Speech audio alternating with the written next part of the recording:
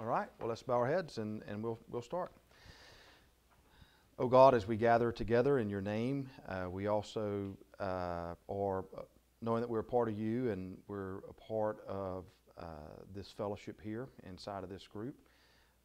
Here in this class, but at the same time, those that are joining online, our prayer is the same that we've prayed now for this entire year, and that is that in these moments of study and reflection, we want to be aware of you, and we want to be aware of the things that you are aware of.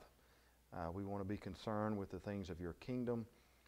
One of the great things is that your grace goes before anything that ever happens, and long before we are aware or perceive it, we're benefactors of it, just how you treat creation. And for that we are grateful. And then, as if that was not enough, you allow us to participate in the work of redemption. And so we want to be attuned to that, God. We want to be sensitive to where your Spirit is moving, creating, redeeming, transforming. And we also want to have the courage and the boldness to walk and to participate with your Spirit. So if in our discussion this morning we move from reflection about our own transformation and our own redemption into the work of how it's taking place inside the lives of others and inside of the places in the world where you're at work, we're open to that, God. In the end, we want to be with you. And so this is our prayer, and we ask it in the name of Christ. Amen. Okay, we've made it to chapter 18, and which is online with or in step with where we thought we would be. Brief summary from last week. In this middle passage, and again, that's my terms, coming out of Egypt from the plagues into these 3 or 4 experiences that the Hebrews, the children of Israel have.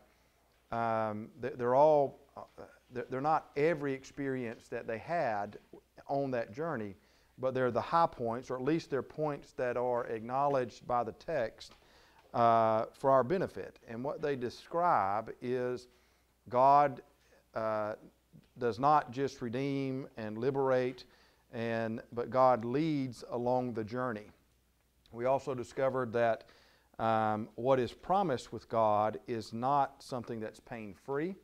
That there are things that they experience, but in spite of what happens to them or with them, God is going before them and going with them, and which is comforting. And so we made the same comparisons to our own life, that if God does these things for the children of Israel, then we can trust in that God would do the same for us. Now, when they get to chapter 18, technically they have reached Sinai, even though the text doesn't make a big deal of it, because chapter 18 has to do with Moses and Jethro, his father-in-law, and we're going to look at that because I think it's important. But 19 is where the text really acknowledges that they're at Sinai, and that that was on purpose. And so we're going to get into that hopefully as well in the second half of our session today.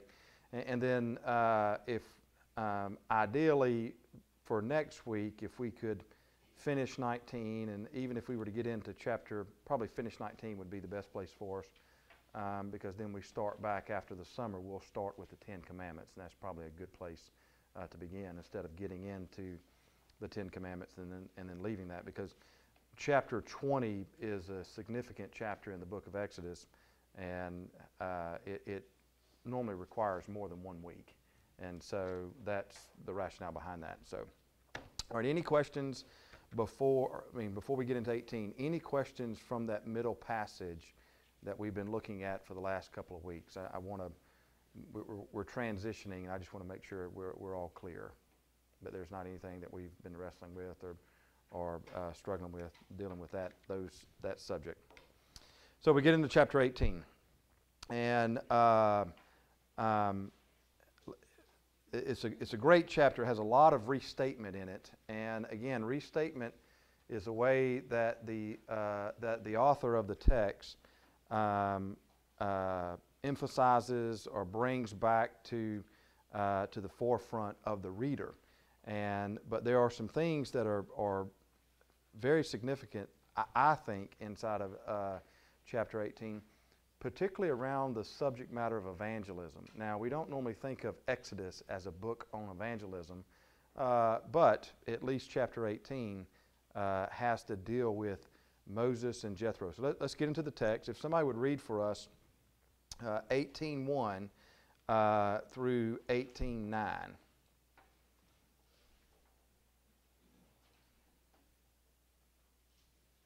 All right. Jethro, the priest of Midian, Moses' father-in-law, heard of all that God had done for Moses and for his people Israel, how the Lord had brought Israel out of Egypt. After Moses had sent his wife Zipporah, sent away his wife Zipporah, his father-in-law Jethro took her back along with her 2 sons. The name of one was Gershom, for he said, I have been an alien in a foreign land. And the name of the other, Eleazar, for he said, the God of my father was my help and delivered me from the sword of Pharaoh. Jethro, Moses' father-in-law, came into the wilderness where Moses was encamped at the mountain of God, bringing Moses' sons and wife to him. He sent word to Moses, I, your father-in-law Jethro, am coming to you with your wife and her 2 sons. Moses went out to meet his father-in-law. He bowed down and kissed him. Each asked after the other's welfare, and they went into the tent. Then Moses told his father-in-law all that the Lord had done to Pharaoh and to the Egyptians for Israel's sake, all of the hardship that had beset them on their way, and how the Lord had delivered them. Jethro rejoiced for all the good that the Lord had done to Israel in delivering them from the Egyptians. Okay, thank you. So where has Zipporah been? I mean, she leaves. Remember in chapter 3 and really in 4 is where we get some of those really, hard to interpret texts. The bridegroom of blood, or remember that portion of chapter 4, where you've had God comes to Moses. He's on the mountain, the backside of the mountain at Midian. He has the burning bush experience. He and Zipporah and their child are leaving to go back to Egypt. And then all of a sudden, that's the last we hear about her for a while. And then, of course, she enters back in chapter 18. But now it looks like she's been with her father, probably back in Midian. So, is that, up until this text, where have you thought her, was she with Moses? At what point? We don't know really what happens to her, other than, according to this, she got sent away at some point. Why? For her protection. Sure, actually, safety, right. Which is interesting. The idea of Moses obviously being obedient, which brings into question that if Moses thought, it was going to be smooth and fine, why not just keep her there? Why would she need to be sent away for protection if, are we reading into the text something here with Moses? If God is my right hand and God is going to judge and going to act, then why would she need to be sent away? Could be. We don't know. I'm just asking questions. I'm sorry, say that again? And God allows that. Sure. I'm just asking a question that I really don't know the answer to. It's just interesting that, we read that she's with him, and, at least in the second vision that he has. Remember, the first time he goes there, Moses falls on his face again. He goes down to the elders, tells them what had happened. They say, let's go. He goes to Pharaoh. Pharaoh does exactly what God said he would do.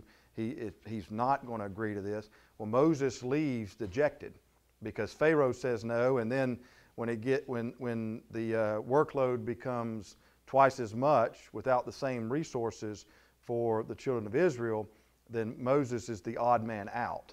And so he goes back into the presence of God, and God, this is I think chapter 5. Remember those bookend visions, those experiences that he has? He goes back into the presence with God, and God doesn't do anything other than what God has already done, which is he tells him what he's going to do.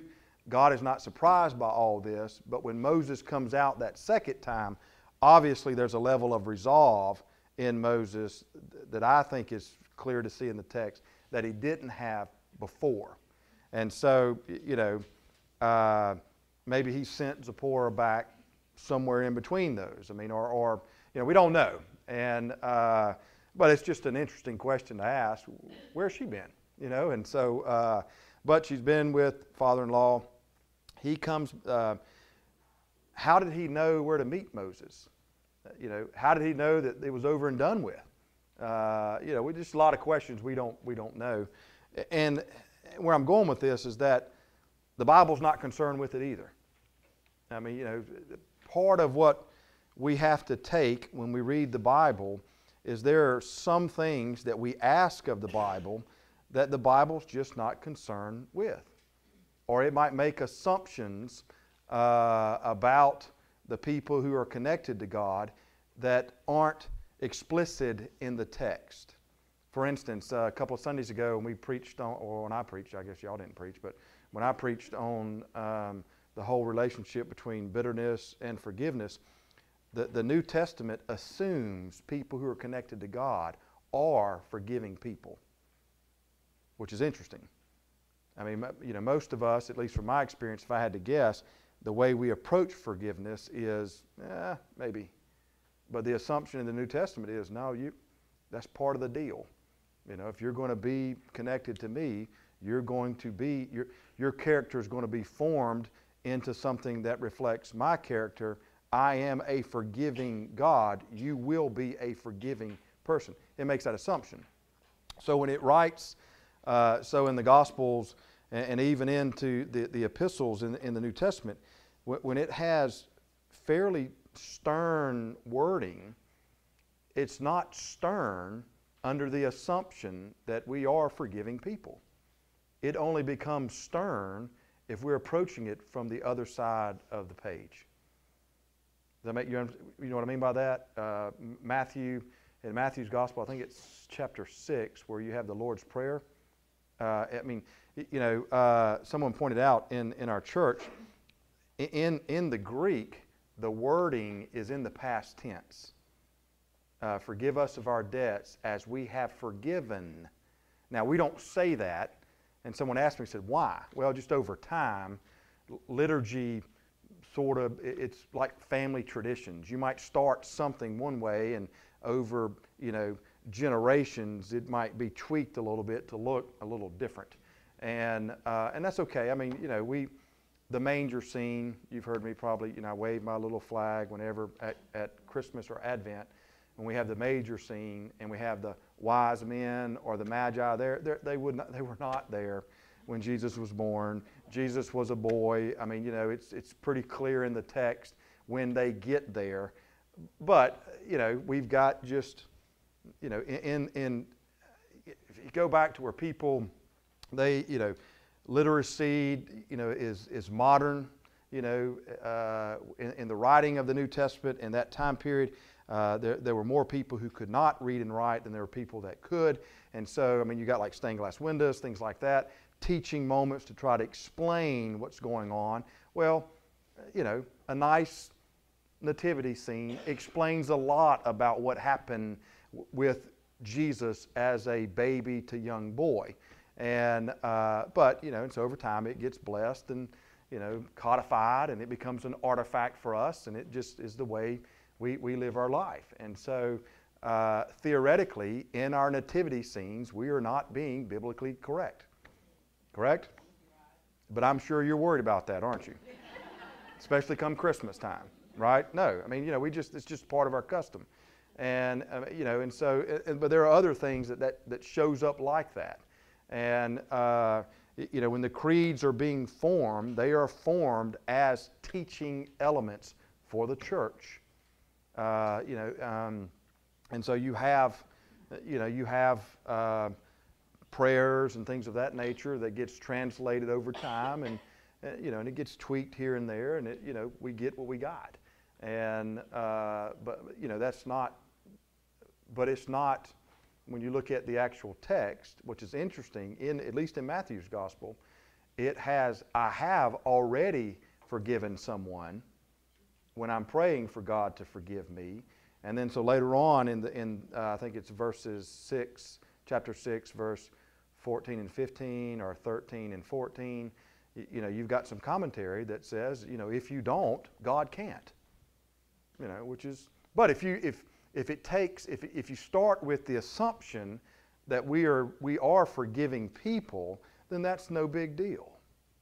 Correct? I mean, it's like, son or daughter, if you don't clean your room, X is going to happen. Well, if you're just a cleaning room person, what do you have to worry about? Correct? Same thing.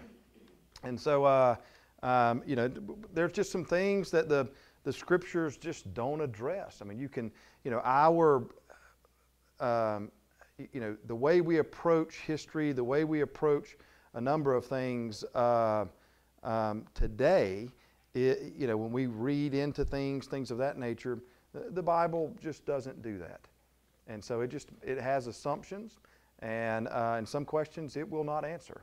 But that doesn't mean the Bible is deficient. It's just, remember, this is written at a particular time for a particular people, its first audience. The great thing about the Bible is that there are these eternal theological truths, those are my terms, that show up in the text, and those are the things that transcend time and space, because they reveal the character of a God who is outside of time and space. Correct? All right? Because when you read in Leviticus and it tells you to dress this way, or to eat this type of food or not eat that, some of y'all go to Country's Barbecue. Ooh. I mean, if you read the text, you might be eating something that is not in line with the book of Leviticus.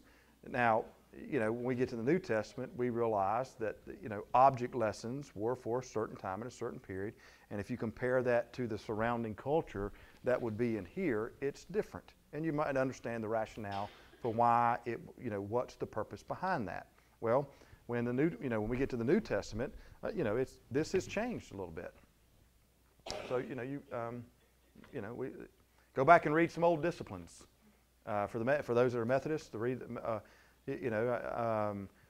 there are certain things that,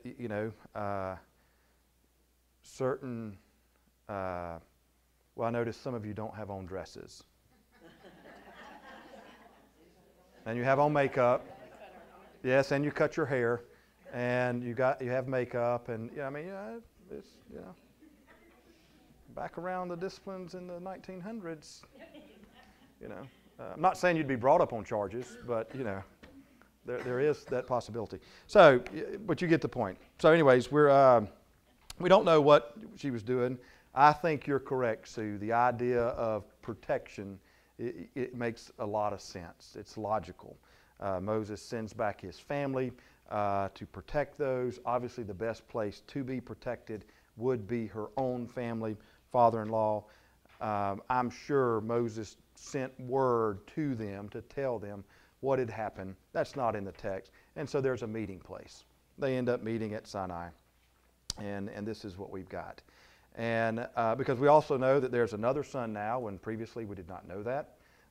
So, we've just got some more information to the text. The text is not concerned with introducing these things into the story at this time. It just makes the assumptions that it's okay. But we get there. Now, here's what I think is important. When we get to when we get into the text, particularly in verse 8, Then Moses told his father-in-law all that the Lord had done to Pharaoh and to the Egyptians for Israel's sake, all the hardships that had beset them on their way, and how the Lord had delivered them. You've got two parts to to verse 8. And verse 8 is the significant verse in this passage. 18:1 says that we heard of everything God had done for Moses and for his people of Israel, and how the Lord brought Israel out of Egypt. Right. Could it not be that Zipporah had a testimony to share, and that could be one of God's purposes? Well, if she was with Moses the whole time. If not, she would not have known what had happened either, other than to the point, whatever the separation point would be. We know that she was with Moses, at least going back to Egypt at some point. We know that she's not with Moses now, so there was some level of a stopping point, with Zipporah to now, and maybe it was right here. Okay, that's fine. So obviously she could give testimony there, and I think that it could be that if Moses sent word to him, Jethro, and obviously to Zipporah, then it could be from that person's testimony. And that could be God has done great things, or God has done great things, we're going to meet you here, come and drop her off. Again, we don't know, but now to take at least some preliminary thoughts with what you're getting at, that is clarified at least in verse 8, where you have Moses himself giving testimony. All right, so to me, who loves studying evangelism, my little antenna starts to fire here. Okay. Is this the beginning of, at least in the book of Exodus, some level of evangelism? What I mean by that is somebody outside of the kingdom, to use some modern day language, kingdom of God, upon some level of either action or word, what now? Jethro's in play, if you'll grant me that type of language. Moses, and notice what he tells them. Verse 8, if you want to take verses 1 and then kind of get some clarification on verse 8, then Moses told his father-in-law all that the Lord had done to Pharaoh. So you have, at least from the beginning, he told Jethro what happened, probably the plagues, okay? And then, even though we don't know what he told them, we can at least make a logical conclusion or guess that he's probably talked about the plagues and how God had led them out, and, then you got and everything they endured from leaving Egypt up until now. So there's a two-part component to whatever he's telling Jethro. The idea, everything up to Passover, and then everything from Passover to now, that little middle passage as well. And so you have Moses describing God as a God who redeems and liberates. Those are the terms that we've used up until now, leading up to chapter 13. But then from 13 to at least to the beginning of 18, it's a God who not only redeems and liberates, but a God who walks with along the way. So you've got some description of what Moses is telling Jethro and what he's talking about. Who is the one who is responsible for all of this, according to verse 8? Is it Moses, Jethro, or God? Right. All right. So I think that's significant, at least when it comes to evangelism. And then we can talk about evangelism either in, and I'm going to have a broad definition of evangelism, that it's not just spoken word. It's spoken word and some form of action, that both of those are needed to have a complete view of evangelism. And the reason why I'm making, I'm giving you those types of description is because at least among mission discussion, evangelism gets, we fall into traps. It either becomes what you say, or it becomes what you do. And the way we might talk about it is in terms of proclamation or social justice. Those are the hotbed terms, at least in discussions today. I would hope that we would not fall into that temptation, and that it's both that are needed for the adequate message or picture of who God is and what God does.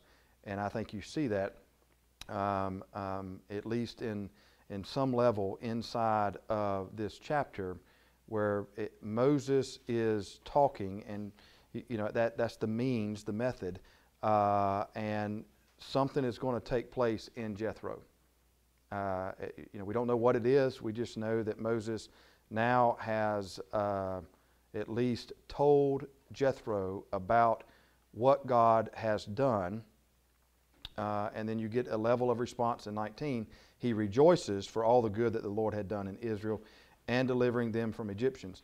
Now, we don't know, is that rejoicing because Moses is safe and his son-in-law, and family, or if, we don't know what that is.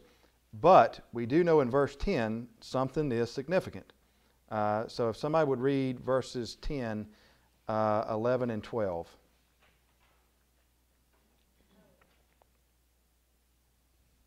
And Jethro said, "Blessed be the Lord who has delivered you out of the hand of the Egyptians and out of the hand of Pharaoh, who hath delivered the people from under the land of the Egyptians.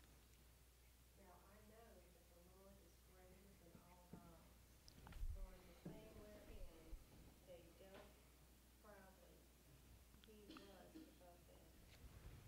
And Jethro, Moses' father-in-law, took a burnt offering and sacrifices for God.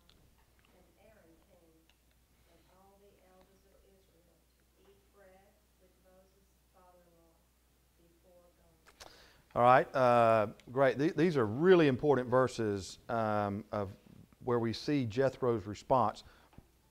Up until now, we don't know where Jethro is on the whole concept of belief. And I would argue that he's probably coming out of a belief structure that would be common to just people in Midian, which would probably be polytheistic, would not be a belief in Yahweh. But upon hearing and witnessing, at least from Moses, from that encounter, we see what he does. And in verses 10 and 11, there's some level of recognition that Jethro has about the Lord. And that is that, one, he is delivered. But now, verse 11 is very important. Now I know that the Lord is greater than all the gods, because he delivered the people from the Egyptians.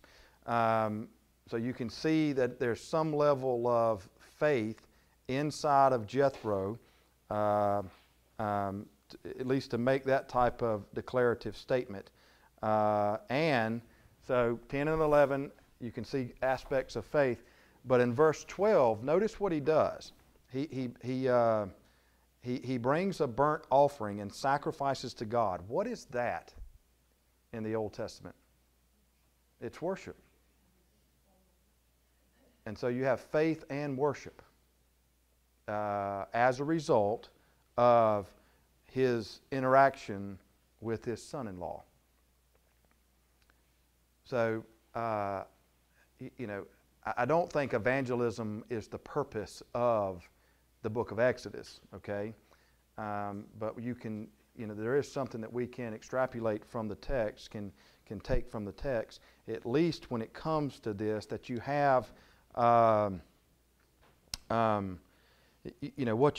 we see is that at least in Jethro, there is elements or aspects of faith and behavior that is a characteristic of faith, which is worship.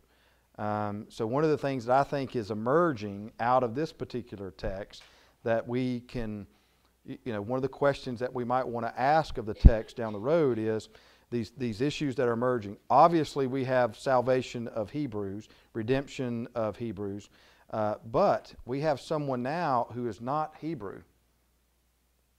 I mean, he's nowhere connected to the children of Israel, and yet there's faith and worship. Are you familiar with the concept epiphany?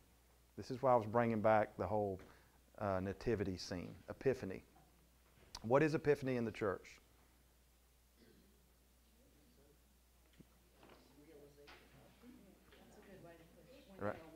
Right. The answer was an awareness or recognition from the Magi or the wise men at or with Christ.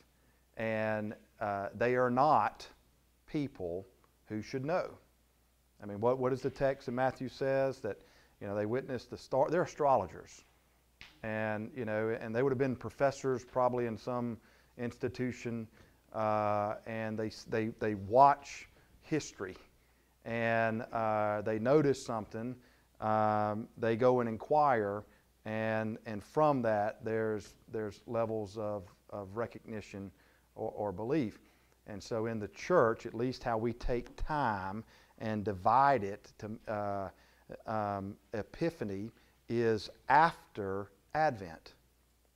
And so the idea is recognition of people outside of Hebrews, outside of Israelites, who recognize Jesus as Lord. And you've got people who would nowhere be connected to this. They come and they make elements and they make behaviors of faith, behaviors of worship, not unlike this. So,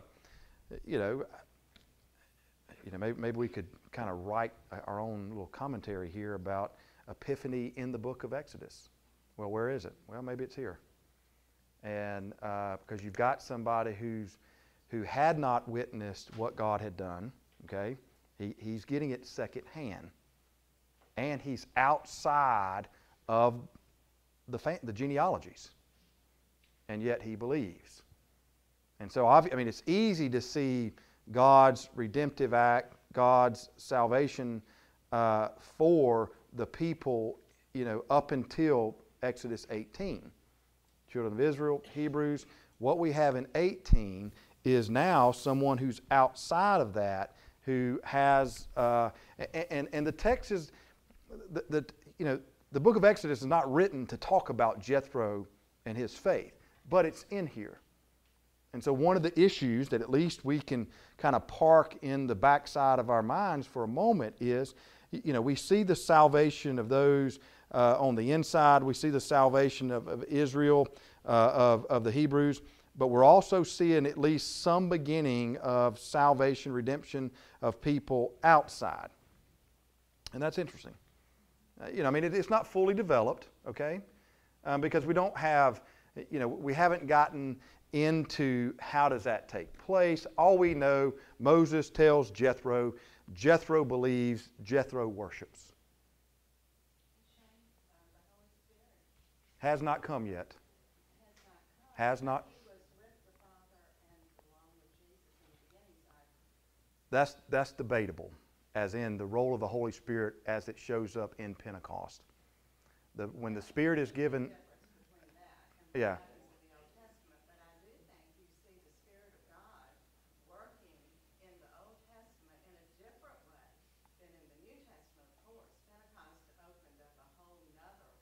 Right. But a whole nother ministry of the Holy Spirit that came into full fruition, let's say, for mankind, for the benefit of mankind. But, can we not say that the Spirit of God works even in the Old Testament? How is it that Abraham's heart was open to God in a way that others were not? How was it that Moses? It is an assumption that can be made. It's not an assumption that, because the wording is not clear, because there's a number of times where it says the Spirit of God is given for a specific task like the judges, and then it leaves. And so, all I'm saying is just it's not as clearly defined as it is in the New Testament. We have like in Hebrews, where it talks about Abraham, it says, well, he's considered righteous because he believed.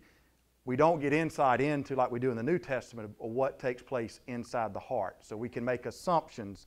That's the only reason why I said it. Just don't read from the New Testament. Don't read into the Old Testament yet what the Old Testament is.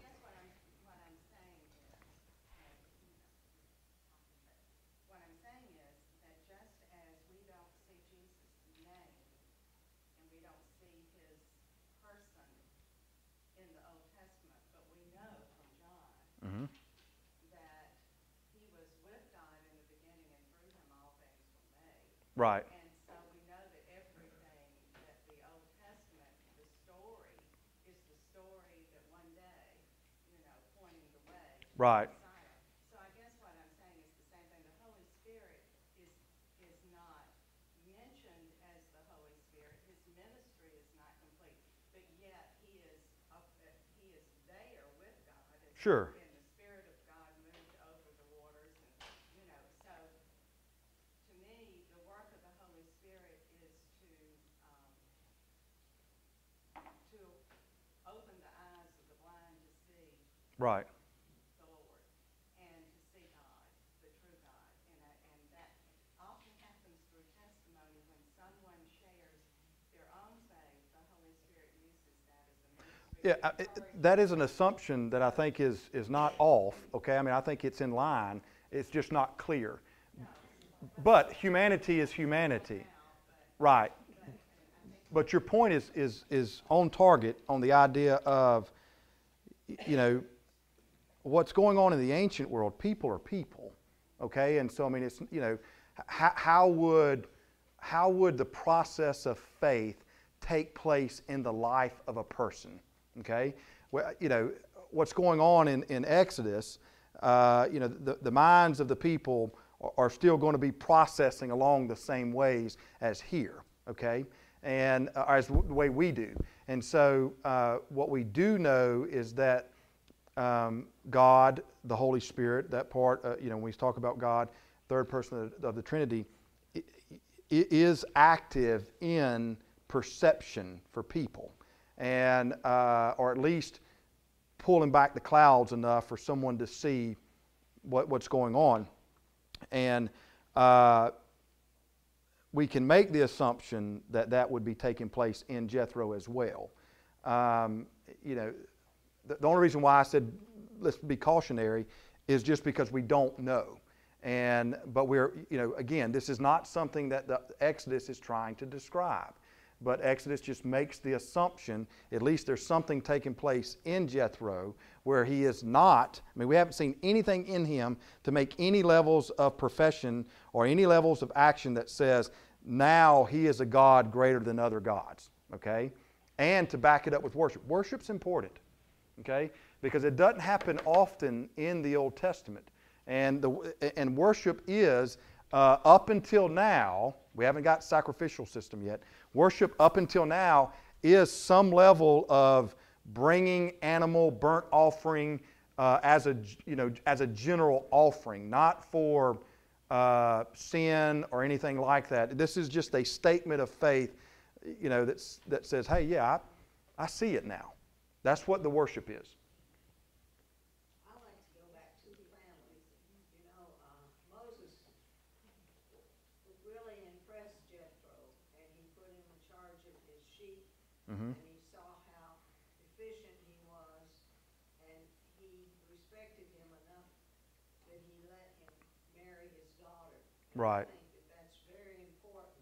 You don't just let your daughter marry anyone. And I think As a father of a daughter, I agree. That's fantastic, Preach on. But I really think he really respected him, and he was willing to let him take his daughter back to Israel. That's kind of hard to let somebody that isn't in your neighborhood back Sure. in. And so I think that even at that point, what Moses did, Jethro really admired. Well, obviously his character, and that could be a derivative issue for us when we talk about evangelism. The fact that Moses, his character helped the message that he tells to Jethro. I mean, is that fair? I mean, right. So I mean, it'd be one thing if Moses, did all kind of horrible things to Jethro, and then he comes back and says, "Well, let me tell you what God did." Their relationship might not have been at least what we think it is in the text. And so, I mean, I think your point is well made that obviously when there is action and there's words that go into our evangelistic efforts. What we haven't talked about, but you've raised a fair question, and Patty also raised something. We'll talk about both of these. There's an element of God working in that is either with participation in what we're doing or the other way around, or outside of us. Okay, I think it's both. All right, and she gave us the Holy Spirit aspect, and part of it too is at least what we bring to the table is our character does aid or hurt at least our part of the participation aspect with God in evangelism. Does that make sense? I'm processing out loud here. So I mean, for us, there's a couple things. One, there's a sense of relief that God is working in all this, in Jethro. I mean, because Jethro could have said, "Boy, you just were lucky." I mean, you know what I'm saying? I mean, keep your nose clean. Here she is. Here are your boys, and I'm going to go back over here for a while. He doesn't do that. I mean, there's a level of acknowledging certain things. Now, we don't know what happened post at chapter 18, but I think you can make an assumption that this was a part of who he was. And so what he left from Moses' presence, if he left at all, would be that his life now has part of it, this God that he has now met via Moses. And so there is a level of what God is doing outside of us, but what we bring to the table, at least in participation with that, does require certain things of us. Character would be one. I mean, for instance, here's what I've learned in ministry. I'll give you some non-theological way of discussing it. Don't burn any bridges. Because you'll never know when it'll circle back around. I mean, that has, we live in an itinerant ministry. People I haven't seen in 15 years. Never a part of the churches I served, but I just was in ministry with them, or maybe at a group with them, or a meeting or whatnot. And next thing you know, you're back in front. And I mean, it's amazing how that works. And so I mean, what we do and what we say is, man, it's so important. And how you say it. And, which means like our tempers, it's important how we deal with that.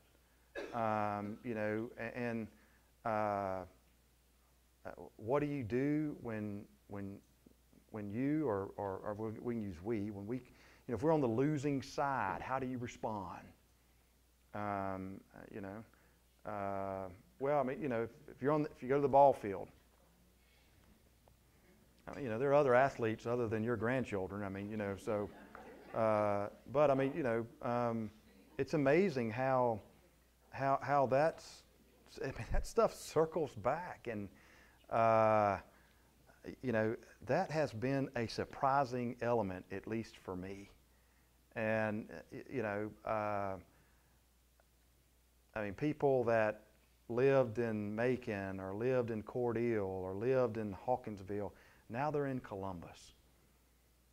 And, we 10, 15 years ago. And, thanks be to God, I mean, because I don't always get it right. And, the voice of anger, boy, that still, It's taken me a long time to at least cool the fires of it, but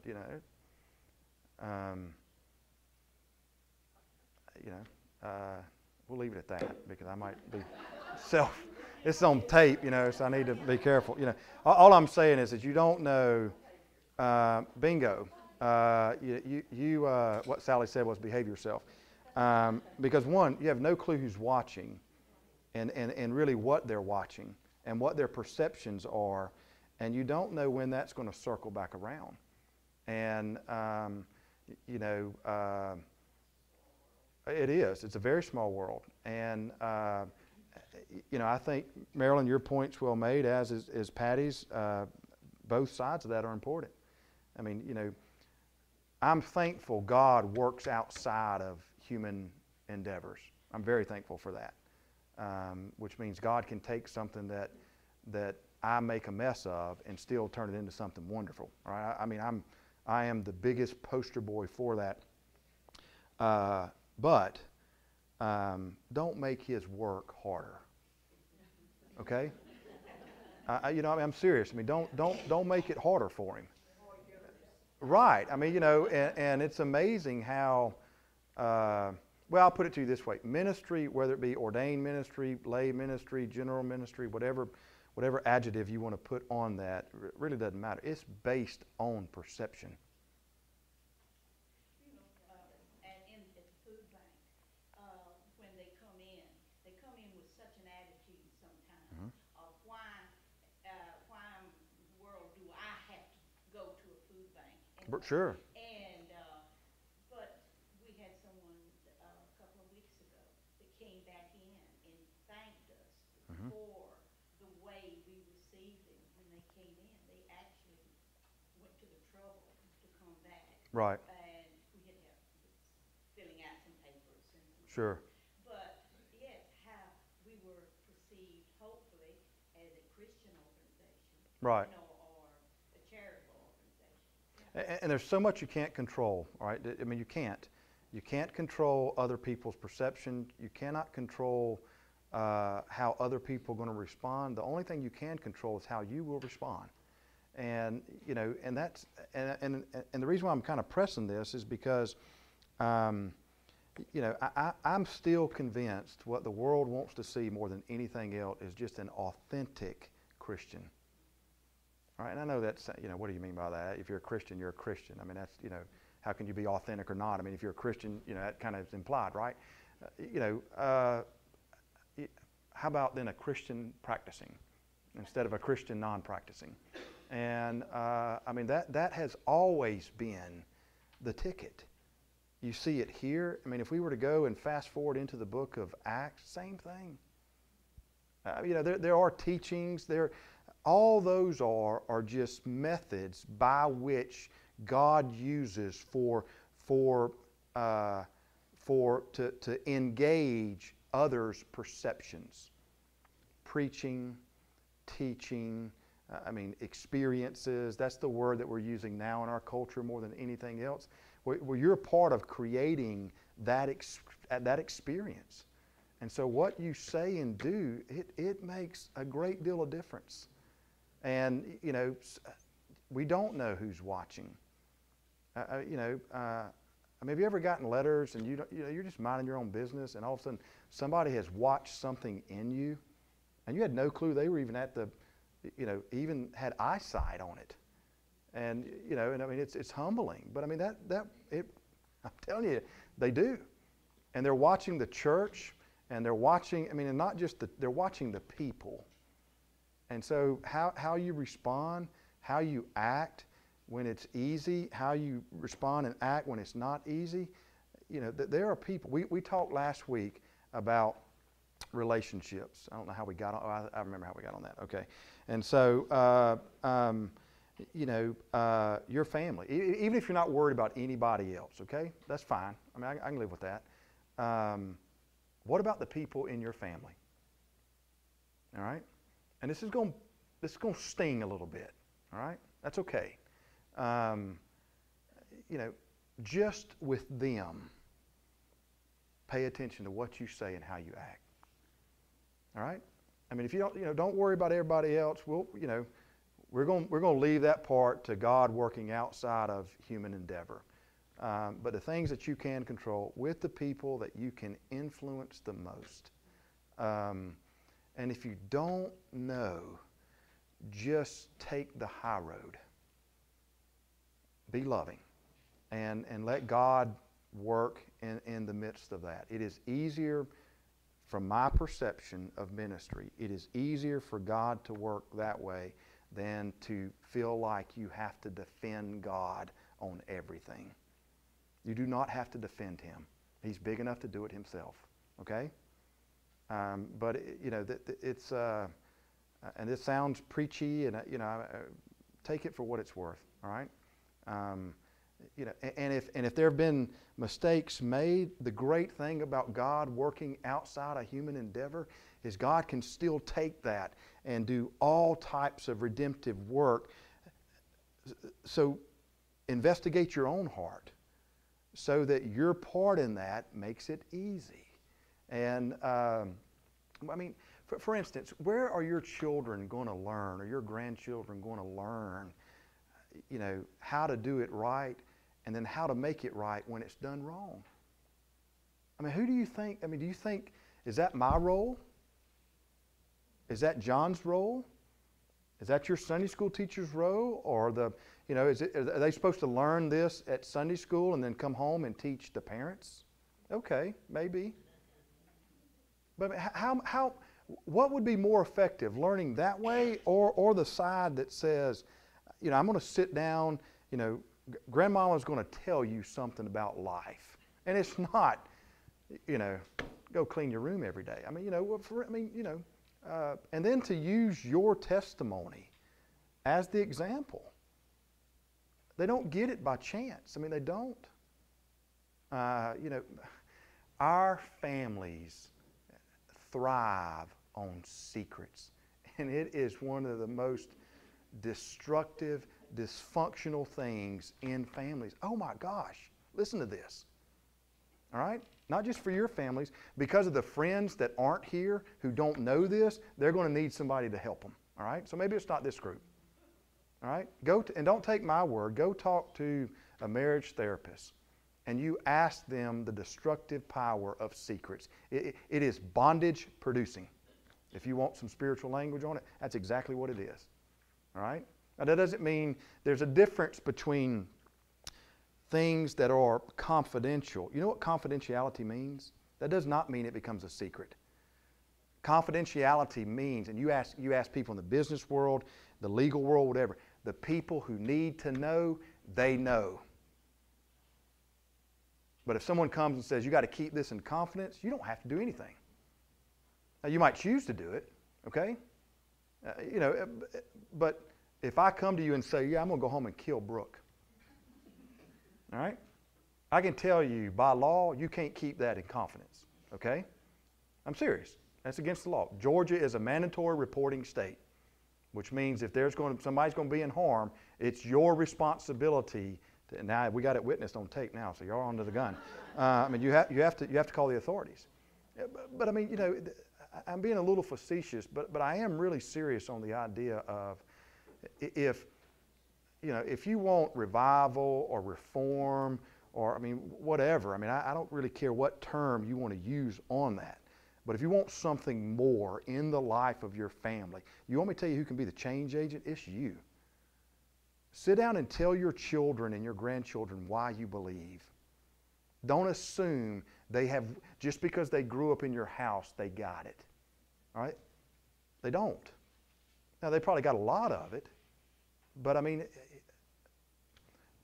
that will bring them closer to you, not push them away from you.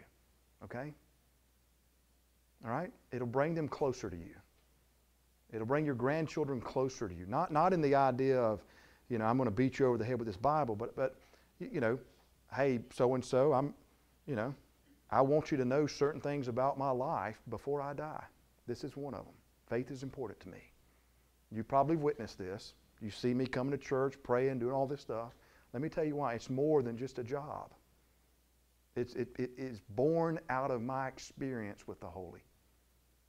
Okay? They're not going to, don't assume that they got it. Now they might, okay? But they might not, all right? And so, one of the great things about Moses, and maybe you're talking, Marilyn, stress your point again.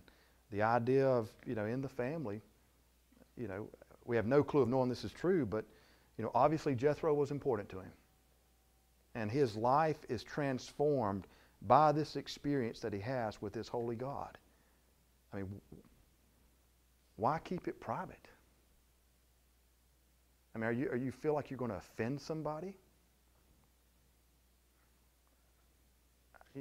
That's a big assumption. Why not share what's most important to you?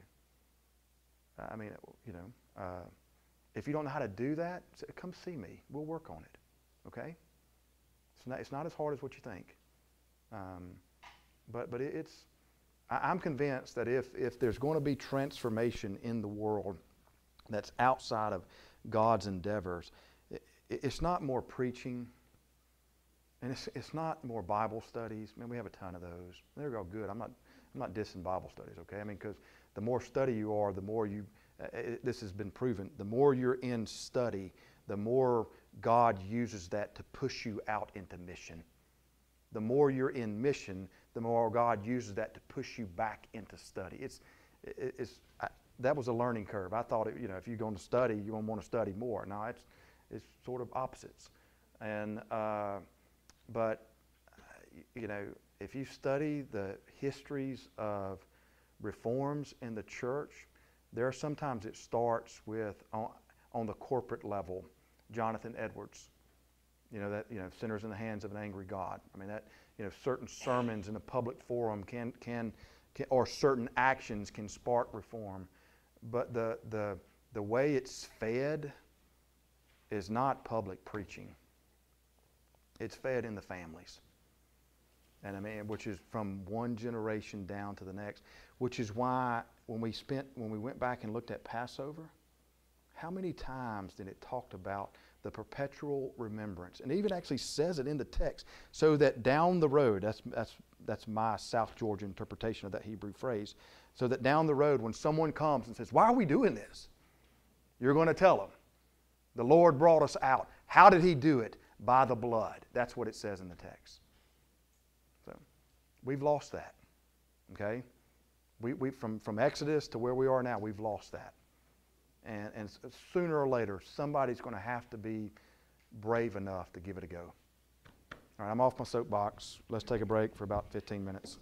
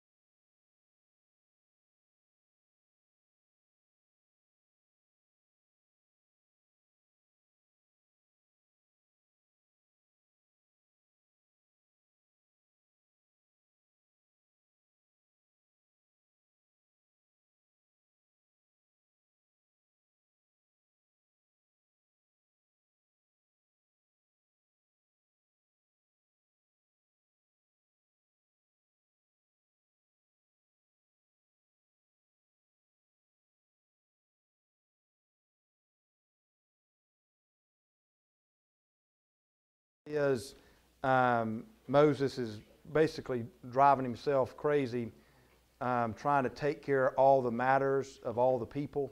And so his father-in-law gives him some, what I would call some practical wisdom of how to be a judge.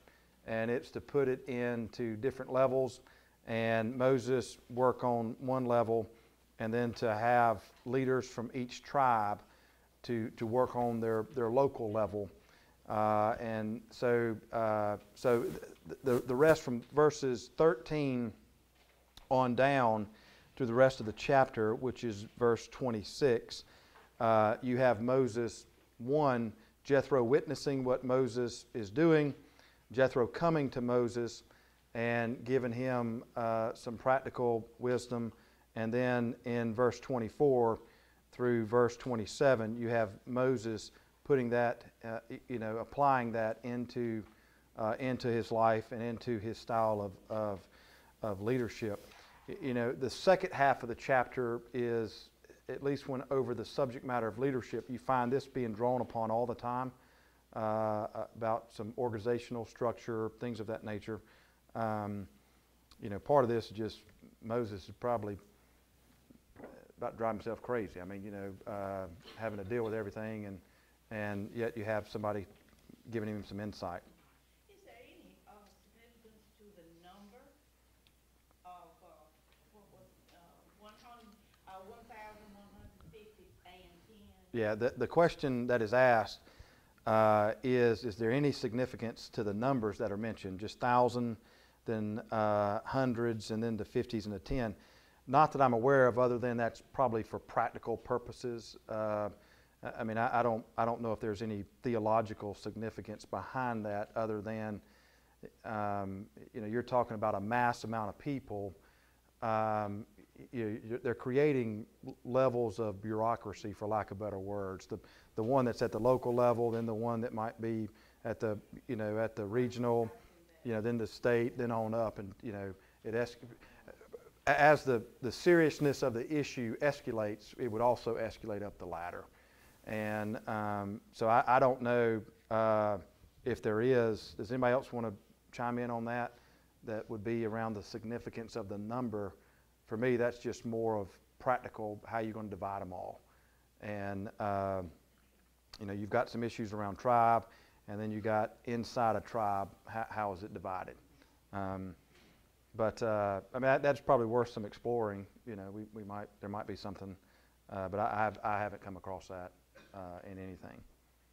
This is not about the numbers, but I was just thinking in light of our earlier discussion that of course, Jethro really respected Moses, but obviously Moses really respected Jethro, and his advice Right. also. Well, it was pointed out at the break, and rightly so. We didn't mention this. Moses, Moses' heritage comes from Pharaoh's household, and so Slade brought that to the discussion, which is let's not forget that. And so there would have been a level of some level of intellect. There would have been some things that would have been impressive on Moses, just that he would have received growing up the way that he did, which is why when we looked at that, he's sort of got the best of both. He's raised under Pharaoh's household, so he lived into all the amenities and benefits of that, and yet his mother was basically his nanny, and so he had the benefits of being tied to that aspect of his life. Jethro, Jethro's not just the average Joe. He's obviously has wealth, things of that nature. We know that just because of they didn't have bank accounts. It would have been tied to animals and servants and whatnot, and Jethro has plenty. And so, whether or not, I'm not sure on what levels they were on, but these were not just two average, daily workers having this conversation. Whether or not Jethro was a learned person, educated person, we don't know. We know Moses was, but obviously Jethro has means, so pretty good. Any other comments or questions that might come out of from this? I think most of us are familiar with this story. I want to somewhat move into chapter 19 if possible. All right. Okay, in chapter 19, now this is interesting. 18 is sort of a chapter that sits, it's some commentaries would base 18 as a preparatory type chapter where, it's coming off of one theme, which is leaving out of Egypt and the issues that they were dealing with, and it had to deal with God going before them. And then you get to 19 where they're at Sinai. Well, 18 is sort of just kind of sitting there in limbo. And so people use that or they interpret that to be more of a means of, just kind of not a filler, but it's downloading one and getting ready to upload the next major theme. Because when we get to chapter 19, at least with the structure of Exodus, from 19 to chapter 40, you stay at Sinai. And so one of the questions you have to ask is, was this part of, the landing spot? What we have, what I mean by that is God comes to Moses, says, land flowing with milk and honey. That's where I'm going to lead you. But yet, where they're led is where? To Sinai. Right. And so, someone says an awful place, Yeah, I mean, no, it's nothing, right? So, they're over here in the gray area, Is that close, Bitsy, right? The gray area? Over here in the gray area is about where it would be on the map. And so, yeah, so, it's a long bus ride, right? Yeah. Not here. This part is filled with Philistines, which were a fairly significant, smaller military group. So they didn't go out and then go north. They went sort of down this way. And but you have to. I mean, one of the questions is, what was the ending point? At least in Exodus, was it to go to Sinai, or is this just part of the journey, and Exodus just doesn't record the latter part of the journey? Well, it says on the third new moon, so they haven't been out but 3 months? Yes, it's about 2 or 3 months, and so no, but for the rest of Exodus, they don't leave Sinai. Yeah, I mean that's why I'm asking that question. Well, then if we're going to land flowing with milk and honey, we don't get land flowing with milk and honey until we get to Joshua, which is a number of books later.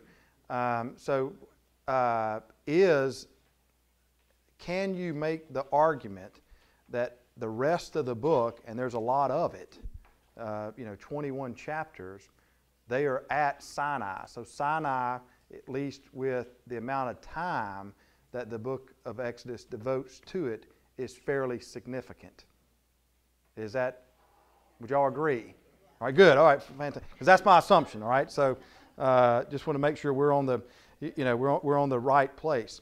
What's interesting for the rest of the book is you've got these 7 ascents where Moses, this is Sinai, you've got Moses going up and down these things 7 different times. That's actually the rest of the book. And they're recorded for us. Some of them are really quick. Like in chapter 19, you have 3 of them.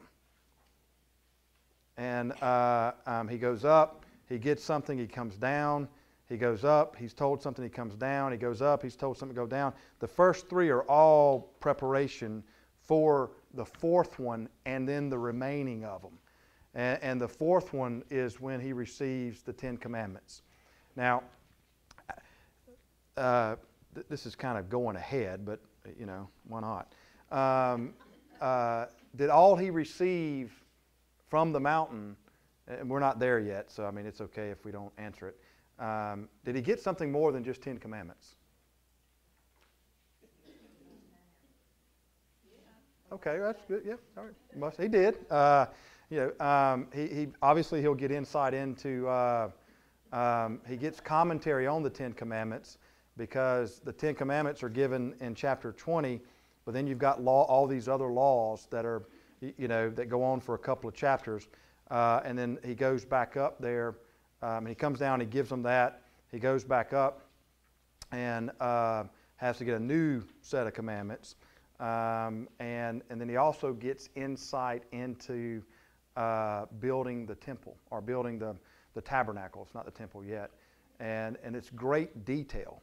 And which is interesting, because when after our summer break, we come back and we look at the second part of the book of Exodus, there's more detailed giving to, just in amount of word usage, there's more detailed given to building the tabernacle and what the priest should wear than the Ten Commandments. Well, it's you have God speaking, and then you have one where it says the angel of the Lord, and then later on in that chapter it uses God's name. So, it's sort of like what happened in the first vision, where, or what we find in the first part of Exodus, where there are times where it says the angel of the Lord, and then there are times where it says God. And so, No. These ascents, these going up and down the mountain, they're on purpose. And like in the beginning, the preparation is, he goes up, and the people, basically he goes up and God says, all right, I'm going to come be with y'all. So he goes back down and tells everybody he's going to be with them. Well, they get worried. I mean, that's a little anxious. They thunder and lightning on the mountain. That's the way it describes it. And they want some part of it. They just don't want to get too close to it. Well, we don't know that yet. The reason why we don't, so they elect Moses to be the mediator. So, God approves. Moses goes up, says, well, remember the first message, I'm going to come to you. You need to get them ready. So he comes back down and says, you need to consecrate yourself. Interesting to note, one of those is they have to wash their clothes. That's, interesting, isn't it? That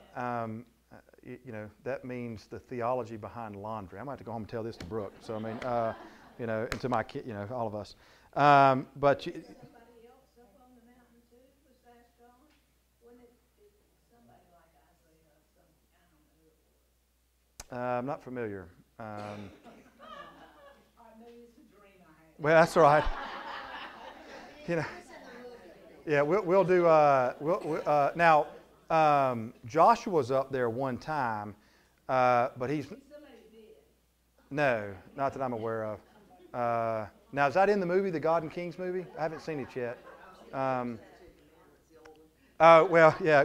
Well, now, Kay, are you thinking about the transfiguration when Jesus goes up? Because then you have Moses representing the law, and then you have Elijah representing the prophets. And that's on a mountain. So that's not too far off from a dream. Yeah, it's close. So they elect Moses. Moses goes up, comes down, and tells them to consecrate themselves. And they actually build fences, as if because they're not going to go to a certain level. God says you need to build a barrier or a fence that they'll only go to a certain level. The people actually build 3, which is interesting. And so then he goes up on the 4th time, and on that time is when he receives the 10 Commandments. And then there's some other commentary that comes with that.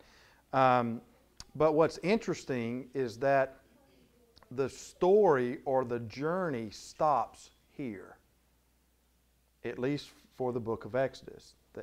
The people don't go anyplace else. The rest of the book, they will be at Sinai. And there are things that take place there that set the stage for the rest of the Old Testament. So this is very significant for us.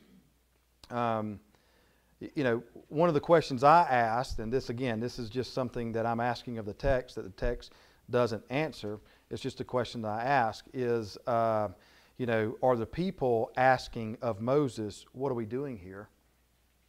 And you get some impatience that shows up. And then, I wonder what Moses is thinking. Moses has been saying he's going to lead us out to a land flowing with milk and honey, and yet they're going to be at Sinai for a while. Was there something inside of Moses? Did Moses need to be reassured of anything? Maybe of his, divine commissioning? Because obviously, as Bitsy has pointed out, this is not a land flowing with milk and honey. And it's terrible. So, but this is where we're going to stop for today. I want you to see a couple of things that's interesting. Before the Ten Commandments are given, you have God's act, or God has acted, His actions. This is something God has done in redemption. And then you have, so God has entered into covenant with the people. This is something that God has offered. And so God gives instructions on how to live inside of this covenant. But notice that the instructions come after His actions. Correct? I mean, they didn't get the Ten Commandments first, right? They're not getting this until after God has already acted through the plagues, leading them out. I mean, we just spent 18 or 17 chapters looking at God hearing, God acting, God liberating, God redeeming, and then God walking with them. So you've got all this stuff that God has done. And remember when we were talking about these earlier passages, so much of it was done without any response from the people. Correct? When the plagues are coming?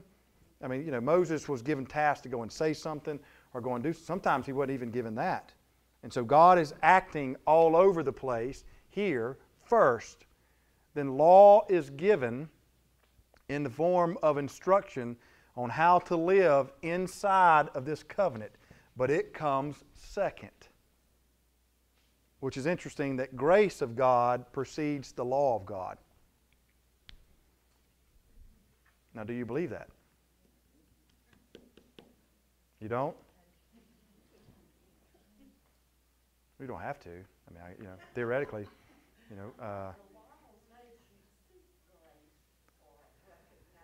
Well, when we get now, you're talking about the argument that Paul has in the New Testament about the purpose of the law. That without the sacrificial structure, which also comes with this, we haven't got to that just yet. The law reveals that people are in need, right? And so when God gives commandments, 10 commandments for instructions on how to live, He also gives sacrificial system. So that's the reason why I asked the question was, did the only thing that Moses received on the mountain, was it only the 10 commandments? Or did he receive something else? Well, I'm not going to answer that. Well, I think I might have. But read in the text, okay? I mean, don't wait till next summer to read it. I mean, because he receives a lot. Go ahead. I was just going to say, this is an incredible passage right here. We could sit on it all day. Right. About the grace of God when it says that Moses went up to God and the Lord called him. This is 19:3. Right. Moses went up to God and the Lord called to him from the mountain and said, "This is what you are to say to the house of Jacob and what you are to tell the people of Israel. You yourselves have seen what I did to Egypt and how I carried you on eagle's wings Right. and brought you to myself. That is the grace of God." And notice that the verbs are past tense. We haven't got to future tense verbs yet. So what we have is God acting in grace, and we're going to look at the text more next week. The reason why we're not in it yet is I want to give you the concepts behind it, so then when we look at it, it's easier to see them.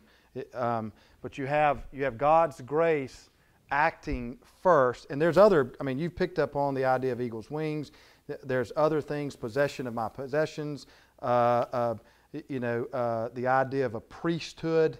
There's tons of concepts here, theological concepts that we're going to look at in the text, hopefully next week. But I wanted you to get the idea that they're going to be at Sinai for a while, and what they got at Sinai was more than just the 10 Commandments.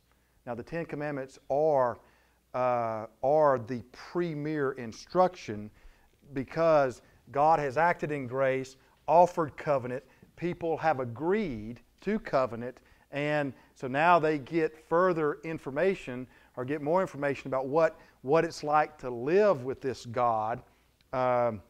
Grace comes before law. And so obedience to the law is seen as a sign of blessing. I mean, they'll by living this way, they will be blessed. Is where we come out on that. But I mean, it's a great chapter. I hope for homework between this week and next week is that you'll read chapter 19 and maybe read it a number of different times, but see how many times he goes up and down inside of chapter 19. Hang on just one second, because he goes up and down 3 times in chapter 19. All of it is preparatory to get ready for what's most important, which is that fourth ascent. Patty. Well, I was going to say was the obvious here, that the desert is kind of, if we are to make the obvious metaphor for our own life, it is usually in the most difficult places that we hear God's voice the most clearly. And so this difficult place that they were in, God was speaking to them. Sure. And ministering through Moses to them. Of course, it's the same with us, although we don't need Moses. Well, but there's a theme. That theme shows up in the New Testament. Jesus in the wilderness, the whole. I mean, you can do word study on wilderness. Wilderness is not seen as a bad place or an evil place. That's actually the sea in the Bible. The ocean, the sea, is considered is the word usage or concept to describe absence of of place of rebellion, things of that nature. The wilderness is seen as a time of reflection and growth, and an opportunity for God to minister. So good catch there. But to see how 19 flows, see the times of preparation, what's required of the people, and what's required of Moses. Okay, between now and next week, and then because anyway, we'll just stop there because we can keep going, and I know we're late. So, all right. Any final comments or concerns before we take off? We don't know, which is a great. This is where I almost went, but thank you for the segue. So, because later on, obviously he's up there for a while, because one of the things that becomes a temptation for the people who are not up there is or at least for a segment of them, is he's gone for so long they assume he's dead, and so then what happens? Well, golden calf, all that stuff. And then he comes down in the court. Well, and actually he doesn't even know, the way the text reads is that Moses is unaware of what's happening down on the base of the mountain. God informs him what's happened. And then what's interesting after that is the way God informs him is, Moses, get out of the way. I'm about to strike these people dead. And Moses Moses intercedes for these people who are in rebellion for a period. And then when he gets down, of course, he breaks the calf, and he makes them drink it. And then they strap on swords and they kill them. So it's interesting. Anyway, all right. The question is, did the prayer list get passed around? I've got some copies if somebody needs them. If y'all will see me on the way out, I've got copies of this and copies of the handout. All right. May the Lord bless. Okay. Last line on the prayer list says, My niece Casey, who's in a place with severe depression, didn't make the cut on that list. all right. Any other final comments? Okay. Well, that would be the concept, yeah. Where and what we, yeah, that would be. If y'all want to talk about that afterwards, that's fine. All right. Go in peace. May the Lord be with you.